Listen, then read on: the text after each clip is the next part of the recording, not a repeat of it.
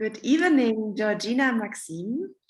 Good I'm very evening. happy to be with you tonight, on this digital conversation. Thank you for making time. It's a great pleasure to have a conversation with you here in the context of the exhibition called Interwoven Worlds that I curate together with Malik Ndiaye and Peju Layewola in the context of the Akasa Triennial Conference. And we put together this exhibition and we decided we would have a special focus on textile, not only textile in museums and collections, but also artists who work with textile as their main material and their main concept. My name is Nadine Siegert. I'm a publisher and researcher for Iwalewa Books.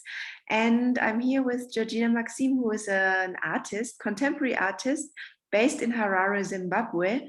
And she has been quite successful in the last years with international visibility. So we met her at the Venice Biennial, we met her in Paris, we met her in South Africa in residencies and exhibitions. And and she's also doing her master's or finishing her master's in African art studies. So happy to be with you here. And tonight we speak a bit about your art and your artistic practice, because I decided, without talking to you before, that you would probably count as a textile artist, but maybe you have another opinion on that. So let's start with you. If you would like to introduce yourself a bit more before we go into your concepts and your materiality behind your artistic practice. Okay, thank you, Nadine. I think you've said most of the stuff. I would like also to add on that together with my husband, we created a space called Village Unhu, which is a space that provides studio spaces, workshops, exhibitions, and of late, not as much residency programs to artists that come from all over. We would like to spend some time with us to create some works. But most of the things you've said, yes, that is definitely correct. And that I'm a textile artist, yes, I do align myself with a textile artist, and mostly mixed media, because there's a combination of kind of textiles that I would like to work with, and also a combination of other kinds of methods which but which combine stitching, weaving, a bit of crocheting, and some knitting into that work. But of late, it has been mostly about sewing, which is like a collage of sewing together, textile and some woolen together like that. Yeah. Thank you very much, Gina. Maybe we can start with a broader focus on your work, because I always admired it. I always admired its materiality. But only recently, when we were together, you spoke more about the concept behind and how it's also related to Zimbabwean knowledge and traditions.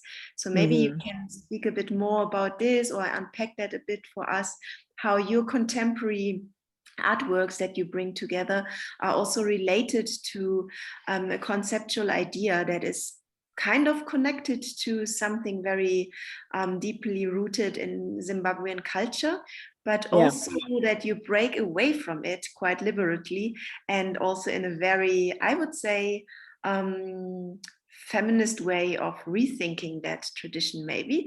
But let's hear your thoughts around that. Yeah, I always fear that at the end of the day, that there's that part about feminism, which is always thrown into my work. But let's see. So it comes from trying to preserve memory. And many a times I've tried to define what memory means to me and what it could actually mean to other people. But basing that on certain aspects that are very dear and close to me. One being that I am in the process of searching for my own mother, in trying to understand who she was, what made her become who she was. Because I use the past tense, because I never met her. She left me when I was 3 months old. And most of us take advantage not advantage, but we are not, we only realize some of these things later on, that the wish to have something that belonged to your own mother or father becomes very, very important as you grow older. So at this particular moment in me trying to search for her, it's purely because I have absolutely nothing about her except for a picture of her on a wedding day, and that's it. A very old black and white picture, but it's the cloth and the clothes that I find I need to find a connection.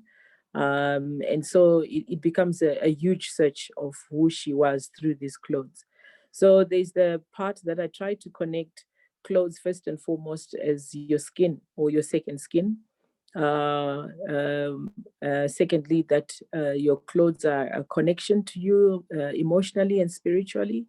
And that in the way that we all have something that when we wear it, we either align it with a good memory or good luck, or we can align it with something very bad, bad memory or bad omen or bad happenings that can actually happen to you when you're wearing a certain garment.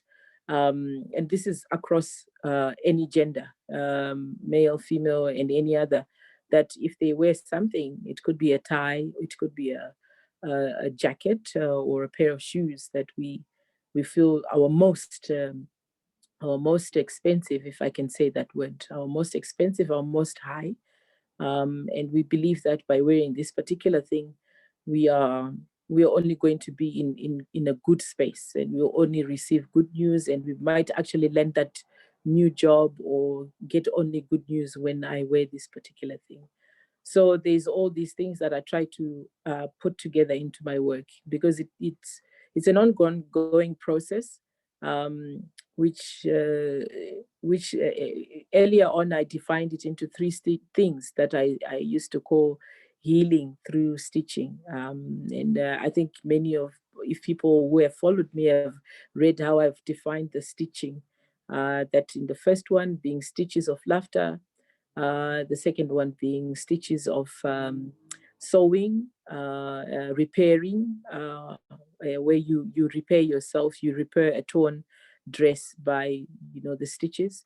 And then the other one is healing through the cicatrices, the stitches that happen after a serious injury, where you're only left with a mark that says, you know what, I went through great pain through an accident or through giving birth, which is quite something that everybody talks about, especially when they go through that process and they have to heal through that. And it's now a scar that they are always reminded that this is, I went through a tough time to heal, to be able to have this scar. So the scars can be expanded into many things, but for me, I'd looked at them in those three kinds of ways. Yeah, I hope I've answered the question. I didn't write down some of the important notes about it, but that's basically some of the things that drives me. Yeah. No, perfect. Thank you so much. Again, a new aspect that I haven't yet thought so much about while looking at your work, the act of stitching, and that stitching has different connotations and relates to very different things, like stitching also our own body, and also stitching maybe memory together. And I also remember that you said, like, when you do a work on commission, like when someone comes and wants you to, or ask you to do a work for her or him, that it's mostly or always material that comes actually from people who have worn this. So it's not random stuff that you work with, but it's a very specific material. Can you speak a bit more about that? And if I would approach you and say, like, I would love that you do a piece for and with my late mother, mother's clothes, like, what would you ask me to do, or what would you do with it? Like, how would you approach these things? Okay. So commissioned work has been very interesting to me, because it's basically I'm being asked to search for this person who I've never met, but I'm meeting this person through these remnants of their clothes, the last bits of their clothes. Because, and these become most often the most treasured of the clothes that the person used to wear. So each one of us, like in your case, if you were to give me something from your mother, there is that memory that you align by looking at the clothes in your work. I actually can see your mother wearing that particular garment. So I try by all means to preserve it, if I can use that word. If there's a way of making the word preserve much better, then let's find another new word. But I would like to preserve that particular memory by creating a new work that actually evades the first thing that it was. So if it was a dress, then I'm going to cut it up. Well, there's a process of picking up something that I probably like. Maybe it's the color, maybe it's the texture, maybe it's maybe it's something, you can't really define what it is, but maybe there is that something, that energy that actually is within that garment.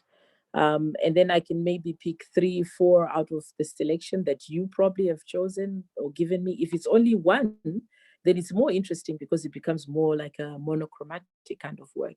And that's more interesting for me as well, because I kind of restrict myself and I put myself in a certain box and I don't get out of that particular box. But the only thing that I can only add on is the wool that then further accentuates the work, whether I leave the wool, the strings hanging on, or I cut them off, or there's these lines that come out with the stitches that continuously happen monotonously over and over and over and over again, to create something that no longer looks like a dress, but it looks like some sort of memory, yeah, like a memory that you can put up. Because with garments, they can easily be forgotten in a cupboard, in a chest of drawers, and it's forgotten. But if you then turn it into like an artwork, then it's easier to always remember it, because when you hang it up, it becomes part and parcel of you, and you are always confronted by it almost every day. You might not have a conversation with that work when you're confronted by it, but there surely is one day when you can stop and say, you know what, there is something that looks quite different about this particular garment. So there's that particular thing of cutting it up and then reconstructing it to make it into something totally different, and then taking further pieces from it, like the labels of clothes are also quite interesting for me, because they can create words if you cut them up and you start playing around with the label on it. You can cut it up, it can produce another whole new word of your own, and that can actually become the title of the garment. Or if you chop off the hands, the sleeves, and then now we're talking about mostly it's women clothes that I seem to work with. For some reason, I think it's all because there's this search of my own mother. So there's that link to female garments more than it is with the male garment. So there's that issue. And female garments are also quite interesting. They are floral, they are lace in it, they are different kind of colors. The buttons are also interesting for me. The structure of the garment, whether it's flared or made into an A-line or quite slim, all those things, there's a whole variety that one can play with, especially when it comes to floral, lace, button work, collars, long sleeved, short sleeved. There's always something that is quite nice to play with when you look at a female garment. But also it's because I'm searching for a person, a woman that I never met. Maybe they will appear in one of these artworks that I try to create. Yeah. Yeah, I was also like wondering, when I imagine you doing the actual work, it's very laborious, no? It's very, you stitch, and you sometimes, I imagine, hurt yourself by stitching your finger or something. Like how is that work, how is that labor of love that you do? Like, do we imagine you sitting during the night, or Yeah. when do you work and what happens while you work, and how can we imagine how much time do you need to finish maybe a piece like the one we see behind you? How laborious is your work like? Okay, so the one behind me is not that big. We're looking at it and it's probably about 80 centimeters in length. But because there's a lot of wool that are left sticking out, um, at, at most, if I am fully dedicated to doing something about that work on a daily basis, I need, give or take, 2 to 3 months to be able to do something that is worthwhile and that actually makes sense to me. So my hands are often the ugliest. If I sit with my friends and the other girls, they are often the ugliest because there's that process of also pricking yourself. You if you don't pay attention for a while, you are driven back to it because you're going to prick yourself, and that sharp sting reminds you that you are doing this. um, I find that working at night is quite nice because you can either play some music or not, or you can actually allow the silent night to be your friend, to be your company. So at night is a good time to work for me. There's also the fact that I'm a mother and I have to make sure that the kids have had a good day after you chase after the kids, whether you pick them up from school or you bring them back and you help each other to do homework. Then there's a bit of chat time, dinner, and then after that, when they have gone to bed, then you can actually dedicate a few hours to yourself. And yeah, so when you are in that role, there's also the part that you have to be a wife as well, and you have also other duties to fulfill as a wife. But when you are in that particular role, everybody in the house notices that um yeah, this woman is working and she's been working late at night. There's that aura that's around you where everybody can sense, and even if they're walking to the space that I work in, they can see that there is something actually happening, or um there is some wool in my hair, or there's something that they can always pick up from it. I'm not a grumpy person when I'm working.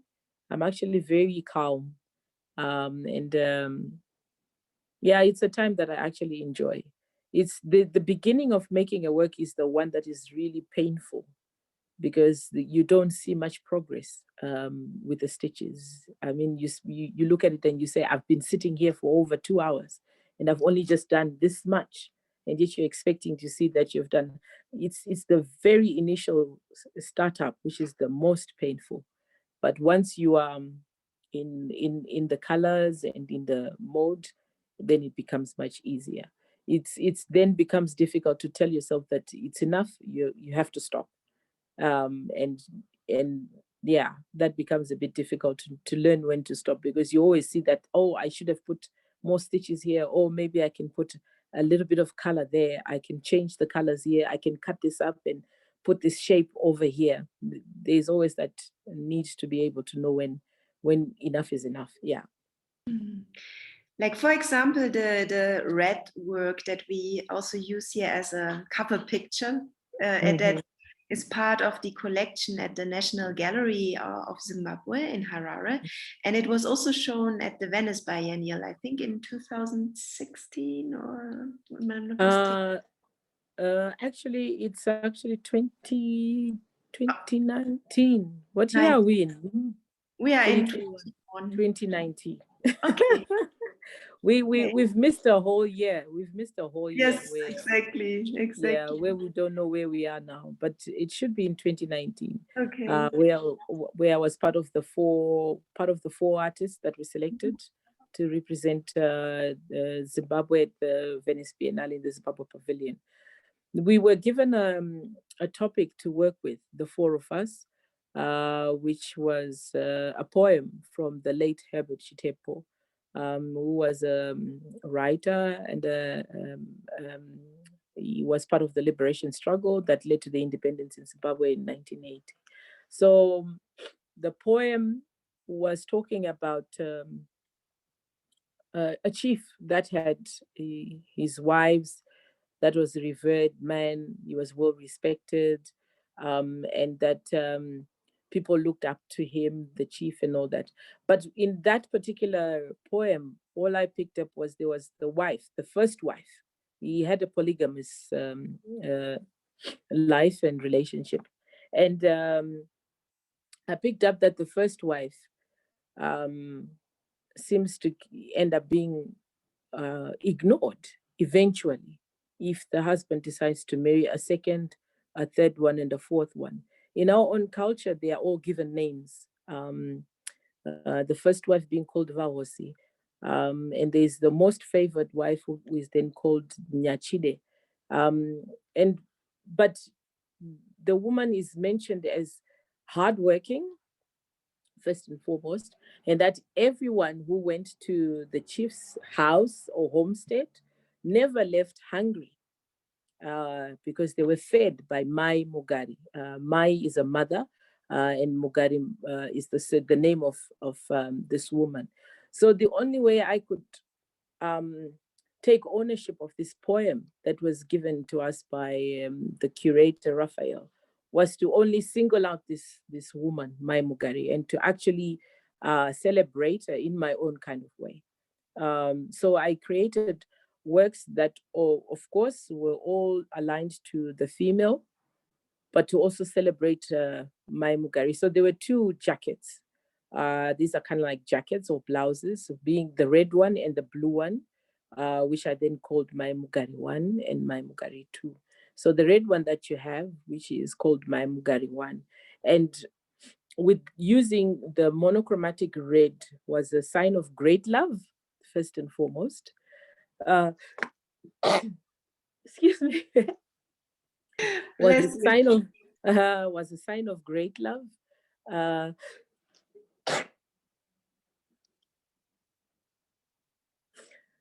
It was a sign of great love and a sign of life.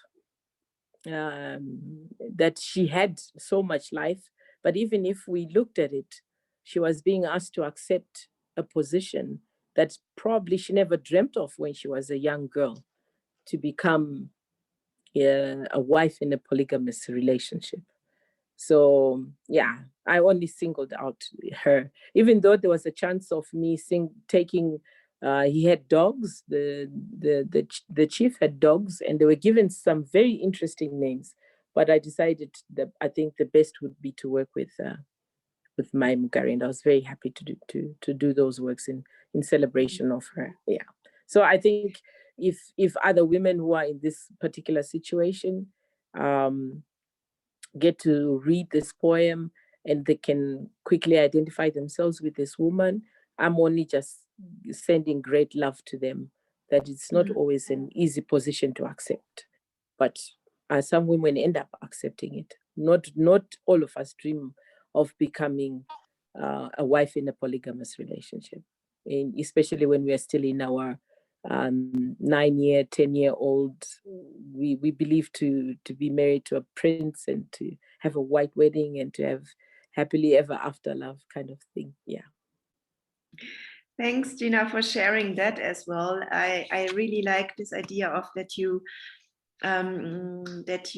give history, or her story in that case, a very tangible form with your work. So that gives it a very central way also of approaching that story through your work. Yeah. That's amazing. Thank you.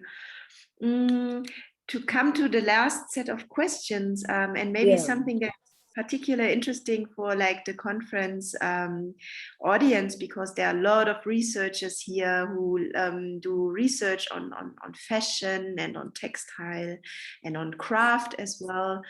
So how do you see the relationship between contemporary textile art and craft? And also like thinking about that often in the past, the things that women were doing, like ceramics or pottery, also weaving and everything related to textile art, was more considered as craft, and also considered as very much related to the female artistic space.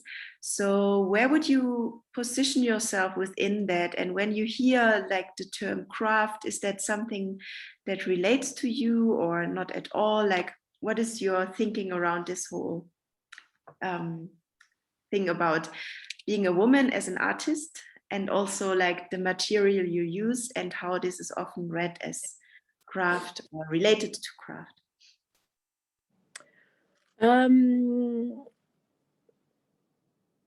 You know how I'm going to speak from a personal point where most artists try by all means to run away from being put in the same bracket as craft, because they say craft can be reproduced over and over and over again. And when it is produced over and over again in the same kind of manner, in the same kind of dimension, in the same kind of density, we then end up saying at the end of the day, my work cannot become a craft because I cannot repeat an artwork behind me in the same way it is, nor can I repeat the same emotion, if I can use that, or can I then apply the same kind of content into it? Because some of the artworks have some research applied into it. There's also the personal aspects that's coming, straight from here, where I'm pouring myself into that particular work. I'm actually exposing some things about myself when I do some of these works, especially when you end up putting a title. A title gives the final cherry on top, but when you are in the process of actually making it, there's something that you let out about you into that particular work. And if people are able to pick it up and identify it, then it's good. So that makes it a bit different from craft. Look, the craft people can also say the same thing. I'm not downplaying them because we've all come from that background. We've all seen craft. We've all been inspired by craft. I can tell you some of my very first works, especially the series of the aprons, were inspired by a craft work, which was the doormat. There's a doormat that is made in my country. Yeah, there's a doormat that's made in my country from rags. And it's colorful, it's beautiful.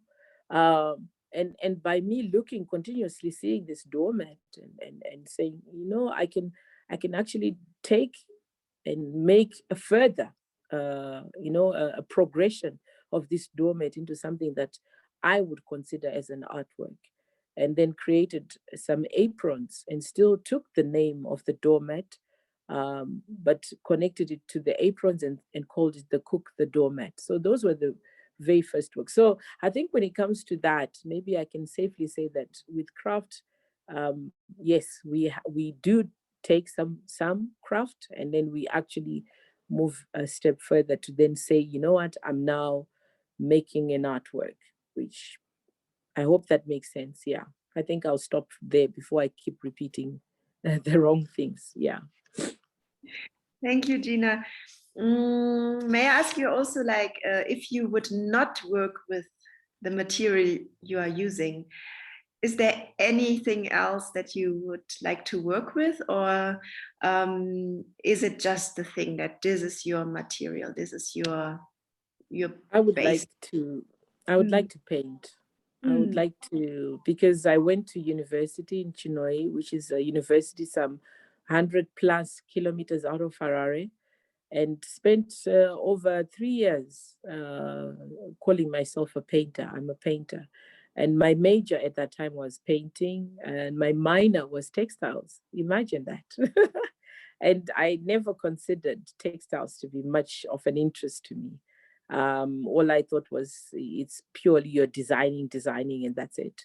And then I even included design into my textile. Well, you were supposed to have 3 subjects at the end of the 4 years at the university, which was a very different curriculum from what I see now in universities. But yeah, my major was painting, and my two minors were textiles and graphics. But I ended up flipping it all around, and now textiles becomes my major. But yeah, should I end up not finding any needle and thread, then I'll probably go back to painting. Yeah, even though I look at it and I say this is difficult, but there's something that is quite telling about painting as well. Yeah. Thank you. Is there anything you would like to add, or that you would like to tell the audience, or maybe what are you working at the moment? Oh yeah, I think that would be a good thing to. Well, I'm working towards a solo booth at the Paris Art Fair. Should all go well without it being cancelled or anything like that. That's what I'm working towards, and I have decided to give a title to my booth. Something that I enjoy doing. That my first title for the other booth was "Your Parents Are So Old." And I quite enjoyed writing about it. But the one that I'm writing and researching on and trying to put things together is "This Place Will Become a Memory." That's going to be my booth title. So that's what I'm currently working on at the moment. Yeah. And when will we be able to see that? I'm being told, if all goes well, it's in September. I'm not sure of the dates, but should June, July, August, September, early September, that it should be up and going early September. Yeah. Fantastic. We will watch out for that. Thank you, Gina. Thank you, Georgina Maxim, for making time for this. And please enjoy the conference. And I wish you like a bright career with your work. It's amazing. It's not only beautiful and strong, but it's also very deep. And I'm looking forward to see more coming out of Village Unhu in Harare and out of your hands and your beautiful brain. Thank you so much. And watch out for Georgina Maxim in the internet. There's a lot to find there. Thank you. So.